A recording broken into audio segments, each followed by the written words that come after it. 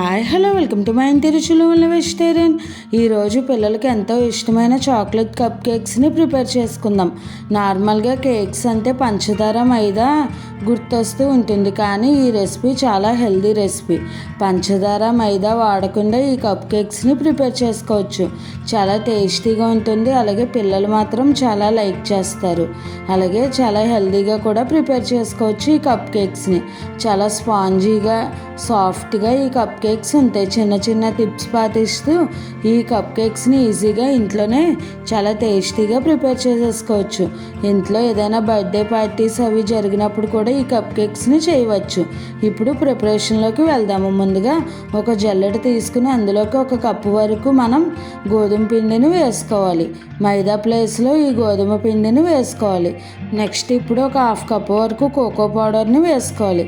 ఈ cocoa powder మనకు ఆన్లైన్లోనైనా దొరుకుతుంది, లేదంటే బయట మనకు సూపర్ మార్కెట్లో అయినా కూడా దొరుకుతుంది. ఇప్పుడు ఇందులోకి ఒక హాఫ్ టీ స్పూన్ వంట soda, 1 teaspoon baking powder, అలాగే చిటికెడు సాల్ట్ని వేసుకుని దీనిని ఒకసారి జల్లించుకోవాలి. కేక్స్ ఎప్పుడు చేసుకున్నా కూడా ఇలా జల్లించి వేసుకోవడం వల్ల పిండి స్మూత్గా సాఫ్ట్గా ఉంటుంది. ఏదైనా గడ్డలు ఉంటే కనుక ఈ గడ్డలు రాకుండా ఓన్లీ పిండి సాఫ్ట్గా వస్తుంది. ఇలా అంతా కూడా ఈ కోకో పౌడర్ గోధుమ పిండిని అంతా జల్లించేసుకున్న తర్వాత దీనిని పక్కన పెట్టేసుకుని ఇప్పుడు ఒక మిక్సింగ్ బౌల్ తీసుకుని అందులోకి ఒక 1/2 కప్పు వరకు బెల్లం తురుమును వేసుకోవాలి. తర్వాత 1/2 కప్పు వరకు మనం పెరుగుని యాడ్ చేసుకోవాలి. నెక్స్ట్ ఇప్పుడు 1/2 కప్పు వరకు ఆయిల్ని వేసుకోవాలి. నేను ఎగ్లెస్ కప్ కేక్స్ చేస్తున్నాను, దానికి గాను ఎగ్స్కి బదులుగా పెరుగును వేస్తున్నాను. అలాగే మీరు బెల్లం ప్లేస్లో కావాలి అంటే పంచదార పొడినైనా కూడా వేసుకోవచ్చు. పంచదార పొడి అయితే కనుక 1 కప్పు వరకు వేసుకుంటే సరిపోతుంది. ఇప్పుడు ఈ బెల్లాన్ని అంతా కూడా బాగా కలిసేటట్టుగా బాగా మిక్స్ చేసుకుని బెల్లం కరిగిన తర్వాత మనం ముందుగా జల్లించి పెట్టుకున్న ఈ పౌడర్ మిశ్రమం అన్నిటినీ కూడా వేసేసుకోవాలి. అలాగే మనకు బెల్లం ఒకవేళ కరగదు అనుకుంటే కనుక మిక్సీ జార్లో వేసుకుని మెత్తగా గ్రైండ్ చేసేసుకుని అయినా కూడా వేసుకోవచ్చు. ఇప్పుడు ఈ పిండి మిశ్రమం అంతా కూడా ఒకే యాంగిల్లో మొత్తం అంతా కూడా కలుపుకోవాలి. ఇలా అంతా ఒకసారి కలుపుకున్న తర్వాత కన్సిస్టెన్సీ చూసుకుని దానికి తగ్గట్టుగా మనం కాసి చల్లార్చిన పాలను వేసుకోవాలి. నేను ఒక 1/2 కప్పు వరకు పాలను వేసుకున్నాను. ఇప్పుడు దీనిని అంతా కూడా బాగా స్మూత్ బ్యాటర్ వచ్చేటట్టుగా బాగా కలుపుకోవాలి. కన్సిస్టెన్సీ తగ్గట్టుగా మనం పాలను కొద్ది కొద్దిగా యాడ్ చేసుకుంటూ కలుపుకోవాలి. ఇలా బాగా బీట్ చేసుకుంటే కనుక కేకు ఫ్లఫీగా వస్తుంది. చూసారు కదా, ఇలా రిబ్బన్ కన్సిస్టెన్సీలో ఉండాలి. ఈ కన్సిస్టెన్సీ వస్తే సరిపోతుంది. దాన్ని బట్టి పాలను మీరు లాస్ట్లో వేసుకోవాలి. ఇప్పుడు ఈ పిండిని అంతా కూడా ఇలా కలుపుకున్న తర్వాత ఇందులోకి ఒక 3 to 4 డ్రాప్స్ వరకు వెనిలా ఎసెన్స్ని వేసుకోవాలి. వెనిలా ఎసెన్స్ లేకపోతే కనుక స్కిప్ చేసేయచ్చు. అలాగే కోకో పౌడర్ లేకపోయినా కూడా నార్మల్ వెనిలా ఫ్లేవర్తోనైనా ఈ కప్ కేక్స్ని ప్రిపేర్ చేసుకోవచ్చు. సేమ్ ప్రాసెస్లో చేసేసుకోవచ్చు ఈ కప్ కేక్స్ని. కోకో పౌడర్ వేయకుండా మిగతా సేమ్ ప్రాసెస్ అంతా ఒకటే. ఇప్పుడు ఈ కప్ కేక్స్ని మనం ఓవెన్ లేకుండా చేస్తున్నాం. దానికోసం దళసరిగా ఉన్న ఒక గిన్నె తీసుకుని అందులోకి మధ్యలోకి స్టాండ్ పెట్టుకుని ఇలా ఒక ప్లేట్ని ఉల్టా పెట్టేసుకుని పైన ఒక ప్లేట్ వేసుకుని ఈ గిన్నెని ప్రీహీట్ చేసుకుని ఉంచుకోవాలి. మనం కప్ కేక్స్ రెడీ చేసుకునే లోపు గిన్నె కూడా ప్రీహీట్ అయి ఉంటుంది. ఇప్పుడు ఇలా పేపర్ కప్స్ని తీసుకోవాలి. మనకు మార్కెట్లో చాలా తక్కువ కాస్ట్లోకి దొరికేస్తాయి ఈ పేపర్ కప్స్.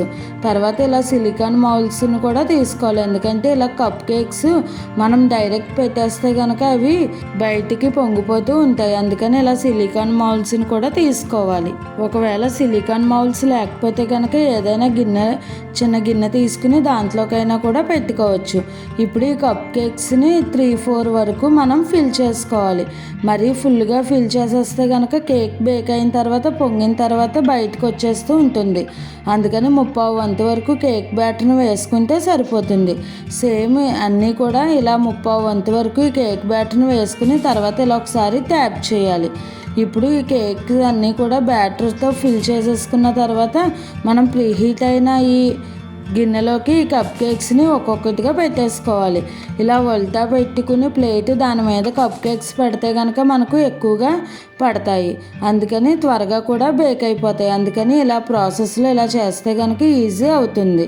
ఇప్పుడు ఈ ప్లేట్కి ఎన్ని అయితే పడతాయో అన్నీ కూడా ఇలా కప్ కేక్స్ని ప్రిపేర్ చేసుకున్న తర్వాత మరలా మూత పెట్టేసుకుని మీడియం ఫ్లేమ్లో ఒక 10 to 15 minutes వరకు ఈ కప్ కేక్స్ని బేక్ చేసుకోవాలి. లేదంటే కప్ కేక్స్ బేక్ అయ్యేంత వరకు మధ్య మధ్యలో చూసుకుంటూ ఈ కప్ కేక్స్ని బేక్ చేసుకుంటే సరిపోతుంది. నాకైతే ఒక 10 నుంచి 15 నిమిషాలు పట్టింది ఈ కప్ కేక్స్ బేక్ అవ్వడానికి. ఇప్పుడు ఒక 15 minutes అయిన తర్వాత మనం కేక్ బేక్ అయినాయో లేదో చూద్దాము. మూత తీసి ఒక నైఫ్ కానీ టూత్పిక్ కానీ ఈ కేక్ మధ్యలోకి గుచ్చి చూస్తే మనకి నైఫ్కి కేక్ ఏమీ అంటుకోకుండా వచ్చేయాలి. అంటే ఇవి పర్ఫెక్ట్గా బేక్ అయిపోయాయి. చూసారు కదండి కేక్స్ ఎంత పర్ఫెక్ట్గా బేక్ అయిపోయినాయో.